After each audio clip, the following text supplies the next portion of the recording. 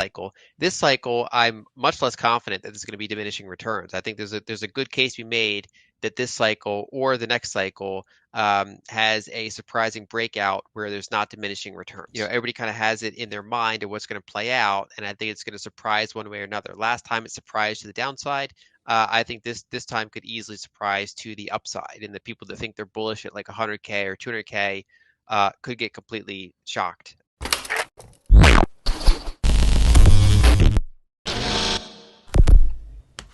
Hey guys, welcome back to Everyday Finance. In this video, Lyn Alden discuss about Bitcoin. According to Lyn Alden believe it depends on specifics from the previous cycle, because you knew before the cycle concluded, when it was Lyn Alden kind of projected a diminishing cycle in 2020, when Lyn was kind of promoting it to folks. And, because the figures Lyn Alden believed that would be rather large for that one cycle throughout that type of intermediate term time frame, and it actually fared worse than even my declining. As Lyn Alden had anticipated that we would reach, say, 100,000 when it was less than 10,000. The forecast was between 30,000 and 50,000, or at the very least quite conservative.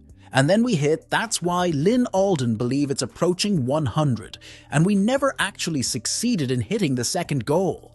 As you may have discovered later, that there was a lot of rehypothecation and that some individuals like FTC and others were naked shorting Bitcoin, There were several factors involved, such as the Federal Reserve's fiercest battle policy has tightened at its fastest rate in a very long time as they attempt to combat the inflation that they contributed to the fiscal authorities' partial cause. And lots of things Lyn Alden discuss, so please watch the video to end, and share this video and subscribe our channel Everyday Finance. Thanks. Before the cycle played out, when I was kind of recommending it to people in 2020, I assumed a diminishing cycle. Because the numbers in that kind of intermediate term period, I think would be pretty big for that one cycle. It actually underperformed even my diminishing. I thought we'd hit 100K, for example. Actually, my initial estimate when it was under 10K was 30 to 50K at least. It was a really conservative one. And then we hit that. I was like, well, I think it's going over 100. And we never really hit that second target. We later found out that there was a lot of rehypothecation and, people naked shorting Bitcoin like FTX. And, there's a lot of things that went into that. We also had the tightest Federal Reserve policy, the most rapid tightening in a very long time as they try to fight back against the inflation that they partially caused along with the fiscal authority. And so I did expect diminishing returns last cycle. This cycle, I'm much less confident that there's going to be diminishing returns. I think there's a good case to be made that this cycle or the next cycle has a surprising breakout where there's not diminishing returns.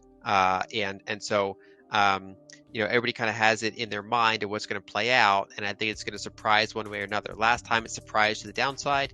I think this time could easily surprise to the upside, and the people that think they're bullish at 100K or 200K could get completely shocked by the numbers it hits. But then again, maybe not. Maybe if it goes to 150 and then maybe it corrects down to half that and then goes up the next cycle. There's so many variables that go into these things that I try not to give any sort of specific price in any sort of 2-year time frame. The statement that I generally have pretty high conviction on is that usually Bitcoin does well in global liquidity positive environments, and usually it struggles in lower liquidity environments. That's one of the biggest factors that goes into it. But I never really associate a specific magnitude with those kind of more directional observations.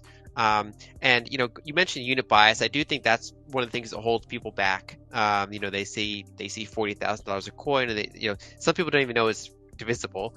That's its own thing. But even people that know it's divisible, it seems expensive.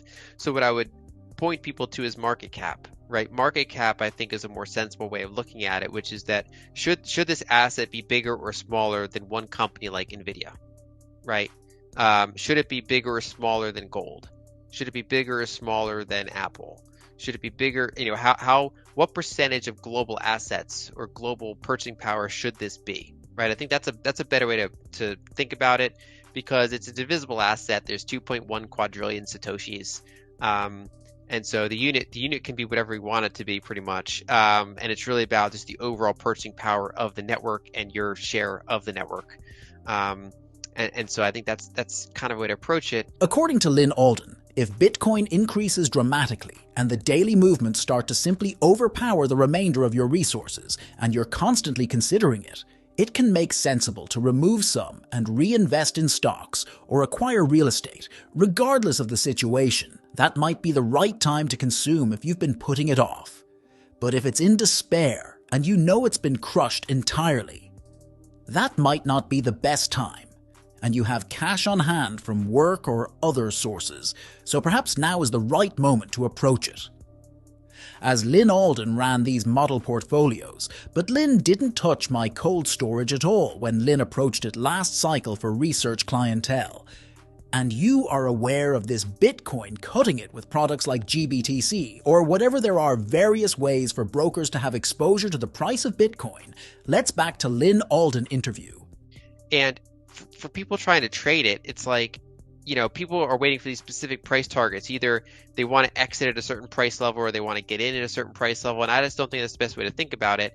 I think the way that the time it makes sense to either take chips off the table or add to your position is more so about risk management, volatility management, making sure that your portfolio is not kind of keeping you up at night. So for example, if Bitcoin goes up tremendously and the daily moves begin to just overwhelm the rest of your assets and you're always thinking about it, it can make sense to take some off the table and put it back into equities or buy a real estate with it, or whatever if you're holding back on a consumption, that might be the time to do it. On the other hand, if it's in despair and it's got completely crushed and you have liquidity from income or other sources, maybe that's the time to lean into it. The way I approached it last cycle was I didn't touch my cold storage at all. I do run these model portfolios, for research clients, and that's got this, Bitcoin slice in it with things like GBTC or different brokers have different way to get Bitcoin price exposure. And for that, I would take some chips off the table and then put some chips back in every 18 months or so. And it's not based on a specific price target. It's more just based on, is this asset going way above the allocation percentage that, would I think would scare away people kind of following this portfolio. And then when it dips back down, it's like, okay, now it's cheap, now it's under allocated, I'm going to add back into it. But that's really more about kind of that portfolio management. Whereas cold storage Bitcoin, I'm one of those people that's just, there's the price that would get me to sell those coins is not really a price. It's more about what can I buy with those coins. Yes. I agree with that Matrix meme of like you tell me I can trade it for millions one day, and it's like, no, when you're ready you won't have to, which is basically the implication that I would generally hold it until I either want to, basically it's money, right? So I would hold it until there's something I want more than that money, right? It could be I want to consume something. It could be there's an investment that I finally perceive to be kind of better than Bitcoin because Bitcoin's already huge now, and it's like, it's closer to its total addressable market, and maybe there's a really cheap investment that I think is going to actually outperform it. I would diversify, relocate into some of those assets, but that's a zip code away from in terms of price from where we are now. For people in Bitcoin, everybody's seen the log chart of Bitcoin price, which is 4 cycles of just higher highs and higher lows. But I think it's important to keep in mind that the vast majority of people have never seen that chart. Years ago, when I first looked at Bitcoin in logarithmic terms, I was like, oh, that's what it looks like. Because whenever you look at it in linear terms, you always see one or two things. Either it looks like you're in an insane bubble, or it looks like a massive bubble just popped and the thing's dead. Whereas when you put it in log form, you see this more rhythmic, like this heartbeat of Bitcoin, this accumulation cycle, this leveraging cycle that breaks and then it kind of rebuilds and goes up again. It's a very firm trend. The magnitude varies and things like that, but the cycle, and there's no guarantee that timing remains exactly as it is. Basically, it looks much less like a bubble or a broken bubble whenever you look at it in those terms. And I think it's important to remember that, everybody in Bitcoin, Twitter, and Nostr, everybody's seen that chart, but 90% of the world has not seen that chart. And so what they see is they don't see the full history of Bitcoin. All they really see is the cycles that they were aware of, right? So for most people, that's not the early cycles. They saw probably the 2017 cycle. They saw the 2020-21 cycle. And so for a lot of people, it's not how many cycles has Bitcoin had, it's how many cycles have they seen, right? Because if they see a high, and then a crash, and then a higher high and a crash, and a higher high and a crash, eventually they're like, well, wait a second, what's going on here? Maybe my original assessment was wrong. And so I think that it's not just how many cycles people have had, it's how many cycles they've seen. And I think that that's going to be really relevant for the cycle, because the past 2 cycles were big enough to be pretty public and well known, and all over CNBC. And so when we have a third cycle, a third higher high within these past kind of this quote unquote big era of Bitcoin, I think that's a really relevant price, and I think that's how you can get some of these nonlinear events, because there's only so many times you can see the cycle keep going up and realize that some of your prior concerns about it being a bubble or dismissing it were incorrect. Hey guys, welcome back to Everyday Finance. In this video, Lyn Alden discuss about Bitcoin.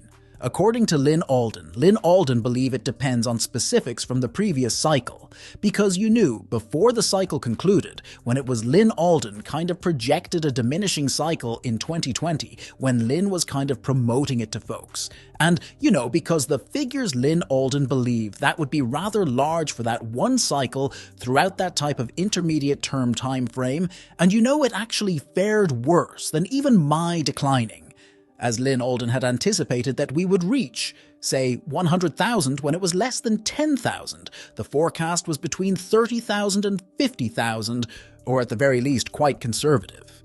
And then we hit, that's why Lyn Alden believe it's approaching 100, and we never actually succeeded in hitting the second goal.